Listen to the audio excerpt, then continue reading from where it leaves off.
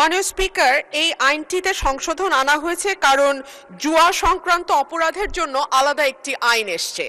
মাননীয় স্পিকার, আমার বক্তব্য সাইবার প্লেসে নারীর সুরক্ষা নিয়ে। মূলত সাইবার স্পেসটা আইন করে নিরাপদ রাখবার যেই প্রাথমিক উদ্দেশ্য ছিল সংসদের, সেটা হচ্ছে এই স্পেসটাকে নারীর জন্য একটা নিরাপদ স্পেস হিসেবে তৈরি করা। কিন্তু আমরা যারা রাজনীতি করি কিংবা যারা পাবলিক ফিগার কিংবা যারা নোন ফেস, আমাদেরকে প্রতিনিয়ত সাইবার হ্যারাসমেন্ট, সাইবার বুলিং এবং নানান রকম সাইবার অপরাধের শিকার হতে হয়।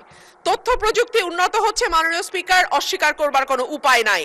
অস্বীকার করবার কোনো উপায় নাই। আমরা এখন এআই জগতে প্রবেশ করেছি। অস্বীকার করবার কোনো উপায় নাই যে কোনটা রিয়েল, কোনটা ফেক, কোনটা ভুয়া, কোনটা সঠিক। এইটা আমাদের শিক্ষিত সমাজেরও অনেকে আসলে হিমশিম খেয়ে যায় বের করতে কোনটা সঠিক এবং কোনটা ভুল।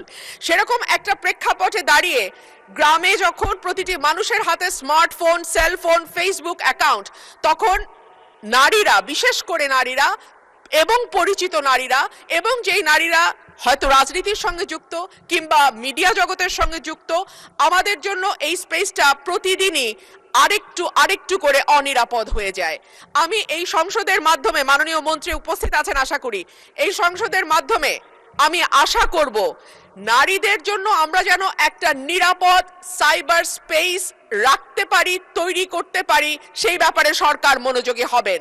এবং রাজনৈতিক দলগুলোর প্রতি আমার অনুরোধ থাকবে, নারীরা যেই দলেরই কর্মী হোক না কেন কিংবা যেই দলেরই সমর্থক হোক না কেন, তাকে হ্যারাস করা অনলাইনে আপাত দৃষ্টিতে আপনাদের জন্য বিরোধী মতে যারা আছেন আনন্দদায়ক হতে পারে, কিন্তু সেটা বুমেরাং হয়ে আপনাদের দিকেই ফিরে আসবে।